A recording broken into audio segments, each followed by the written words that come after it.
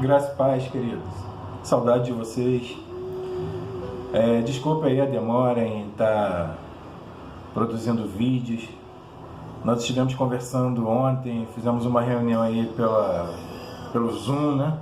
Estamos descobrindo algumas ferramentas aí que não sabíamos nem que existia, pelo menos eu. E nós vamos colocar em prática algumas coisas daqui para frente. Mas eu espero te encontrar nesse dia, queridos, com paz no coração. Eu espero te encontrar animado, que você possa estar regozijando na presença do Senhor, porque eu e você precisamos saber e conhecer o Deus que temos crido. Ele é Criador do céu e da terra, Ele é Senhor sobre tudo e todos, Ele é Deus. E não há mal que possa permanecer ou prevalecer diante da sua santa presença, querido. Eu quero que você guarde no teu coração que você é especial para Deus. Você foi separado por Ele para uma grande obra. Entenda que há um propósito na sua vida. Algo que Deus quer que eu e você façamos e outros não farão no nosso lugar. Seremos nós. E talvez seja nesse momento termos uma palavra que possa edificar o coração daqueles que estão ao nosso lado, que estão aflitos, que estão angustiados, que estão passando por alguma dificuldade semelhante à nossa, mas com respostas diferentes daquela que nós temos quando cremos no Deus em que servimos, um Deus que é nosso Pai. Que o Senhor possa nos fortalecer, e eu quero deixar uma palavra, compartilhar essa palavra com cada um de vocês. Essa palavra se encontra no livro de Abacuque, no capítulo 3. E eu quero ler primeiro o versículo 2, que diz assim: Ouvi, Senhor, a tua palavra e temi. Aviva, ó Senhor, a tua obra no meio dos anos. No meio dos anos a notifica. Na ira, lembra-te da misericórdia. Abacuque, ele, em um relacionamento muito pessoal com Deus, ele praticamente escreve um diário, de suas orações, das respostas de Deus para a sua vida. E quando nós discorremos aqui no capítulo 3, nós vamos ver que ele traz à lembrança aquilo que Deus fez em meio a pestes, em meio a perseguições, em meio a aflições, aquilo que Deus fez com o povo hebreu, quando eles foram tirados do Egito. Porque faz uma menção àquilo que a Babilônia estava fazendo com o povo. Ainda que Judá tenha se desviado do Senhor, buscado outros caminhos, e por isso o juízo de Deus veio sobre a vida deles, nós podemos perceber que Deus sempre mantém um remanescente. Sempre mantém um grupo que não abre mão da fé. Um grupo que permanece firme, um grupo que se coloca à disposição do Senhor para ser por Ele usado. Um grupo que se torna o atalaia de Deus. Atalaia é aquele que anuncia a vida do perigo. Atalaia é aquele que faz com que a palavra de Deus ela venha a ser divulgada para que pessoas ouçam. Sabe, palavra que está em nossos corações, queridos. E ainda que hoje nós estejamos vivendo esse desafio do coronavírus que tem afligido a muitos, sabe, nós temos duas respostas para dar, ou duas maneiras de viver mediante a isso. Ou nós sucumbimos diante dos noticiários, diante das palavras contrárias, ou nós nos apegamos às Escrituras, à palavra de Deus, e nos fortalecemos nela. Então, quando o Abacuque diz, ouvi, Senhor, a tua palavra, ou seja, a palavra de Deus ela deve ser escutada, devemos ouvi-la, devemos absolvê-la, devemos extrair o que há de mais poderoso nela. E quando ele ouve a palavra do Senhor, um sentimento é gerado no coração dele, o temor. Ouvi a tua palavra e temi. Eu e você precisamos temer ao Senhor, não é ter medo de um homem barbudo, iracundo, que fica jogando raio em cima da gente. Não é isso, mas é temer. E temos visto que o temor ao Senhor é algo que tem sido deixado de lado. E eu poderia até falar pelo ímpio, por aquele que não tem Deus. Mas infelizmente o temor tem sido deixado até por aqueles que estão no contexto da igreja. aqueles que fazem parte da igreja, e não somente membros que chegaram ontem, que aceitaram Jesus agora, mas eu falo até de uma liderança que perdeu o temor, uma liderança que tem brincado com Deus. Mas eu não estou aqui para lançar a palavra de juízo, mas eu estou aqui para trazer um conforto para as nossas vidas, porque eu creio que nós somos remanescentes de Deus. Nós somos um povo separado, semelhante àqueles que o Senhor se dirige. Quando o Senhor fala com Elias, ele está na caverna, e o Senhor diz para ele: Elias, 7.000 não se prostraram, 7.000 estão guardados, 7.000 que não se renderam aos falsos deuses, não se prostraram diante de ídolos, 7.000 que não perderam o temor. E nós precisamos ser desses que ouviram a palavra, que temeram, mas esse temor ele vai gerar em nós um desejo do avivamento. Sabe, a hora que Abacuque ele diz: aviva, ó Senhor, a tua obra no meio dos anos. Sabe por quê? Quando eu e você começamos a caminhada, nós estamos alegres, fervorosos, estamos felizes porque tivemos um encontro com Deus, E geralmente é no momento que nós estamos muito precisados.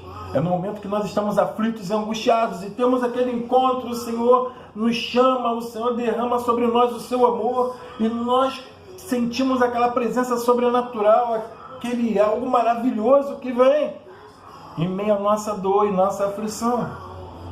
E nós vivemos um tempo em que queremos fazer a obra, queremos ouvir de Deus, queremos aprender, mas o grande problema é que o tempo vai passando. E muitos vão esfriando nessa caminhada. Então, quando ele fala no meio dos anos, acredite, é no meio da minha e da sua caminhada. A obra de Deus precisa ser avivada nesse momento, no meio dos anos. Que o Senhor possa trabalhar nos nossos corações para que eu e você estejamos fortalecidos, queridos. Se podemos tirar um proveito desse momento ruim que estamos vivendo, é esse, um momento de uma comunhão com o Pai. O momento da busca de uma intimidade. Quantas vezes nós deixamos de ter intimidade com o Senhor porque não tivemos tempo? Sabe, quantas vezes nós colocamos várias situações, na frente de Deus? Não lemos a Bíblia, não oramos, não pregamos. E os dias vão passando e somos sustentados praticamente por migalhas. Em vez de nos enchermos do pão que vem do alto, que é Jesus, migalhas de cultos. Um culto na quarta, quando vai, um culto no domingo, quando vai, e achamos que isso basta. Então, infelizmente, queridos, a igreja do Senhor está enferma. Mas eu e você precisamos despertar nesse momento e olhar para o alto e clamar: Senhor, aviva a tua obra no meio dos anos. Me aviva, me avive. Sabe, nós precisamos do avivamento. Ele começa no nosso interior, ele começa de forma individual. É comigo, é com vocês. Porque esse avivamento vai nos trazer alegria, fortalecimento. A alegria do Senhor é a nossa força, a sua misericórdia é a razão de não sermos consumidos. E aqui Abacuque diz, na ira, Senhor, na ira, lembra-te da misericórdia. Que possamos pedir misericórdia ao Senhor. Às vezes a gente vai olhar e alguns aí pensam, que morra aqueles que zombaram de Jesus, aqueles que se levantaram contra Jesus. A Porta dos Fundos, entre outros aí que nós sabemos, Carnaval. Mas eu e você precisamos compreender uma coisa: o juízo de Deus é fato, ele virá. Mas a palavra também diz que o Senhor não tem prazer na morte do ímpio, mas que ele se converta. Sabe, nós precisamos anunciar e falar de Jesus, ainda que eles se levantem com o pensamento deles. Nós precisamos falar. Porque Isaías nos assegura que a palavra de Deus ela é como a chuva que desce a neve. E de onde ela veio, ela não volta, mas ela produz o fruto necessário. Ela alcança o seu objetivo. E nós precisamos crer no poder da palavra de Deus. Quero compartilhar com vocês, antes de voltar para Abacuque, uma palavra que está na segunda carta à igreja de Corinto, capítulo 4, verso 8 em diante, que diz assim: em tudo somos atribulados, mas não angustiados, perplexos, mas não desanimados, perseguidos, mas não desamparados, abatidos, mas não destruídos, trazendo sempre por toda parte a mortificação do Senhor Jesus no nosso corpo, para que a vida de Jesus se manifeste também em nossos corpos. Ou seja, nós, ainda que atribulados, nunca nos angustiaremos, ainda que perplexos, nunca desanimaremos, ainda que perseguidos, nunca desamparados, ainda que sejamos abatidos, nunca seremos destruídos. Guarda essa palavra no teu coração, querido. Ainda que venha uma enxurrada de notícias ruins, uma enxurrada de problemas sobre mim e sobre você, nós não seremos destruídos. Glorificamos o nome do Senhor por isso. Então, que na minha vida e na sua, nesse momento, o Senhor receba o verdadeiro louvor e a verdadeira adoração. Não desanime.